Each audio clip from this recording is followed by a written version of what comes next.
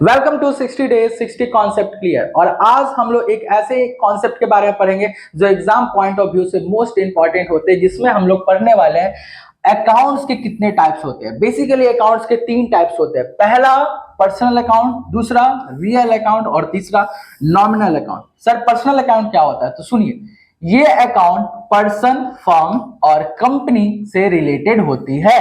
यानी कुछ ऐसे अकाउंट आपको दिख रहे हैं जो किससे रिलेटेड हो, किसी पर्सन से, किसी फर्म से या किसी कंपनी से, तो वैसे अकाउंट को हम लोग बोलते हैं पर्सनल अकाउंट। अगर मैं एग्जांपल का बात करूं तो Ram account, bank account, companies account, ये सारे हमारे पर्सनल अकाउंट कहलाती हैं। दूसरा अकाउंट है हमारे रियल अकाउंट। ये अकाउंट एसेट्स और प्रॉपर्टी से रिलेटेड होता है। एग्जांपल में cash account, furniture account, building account. अगर आप देखो तो यहाँ बिल्डिंग है, यहाँ कैश है, यहाँ फर्नीचर, ये सब हमारे लिए एसेट्स होता है।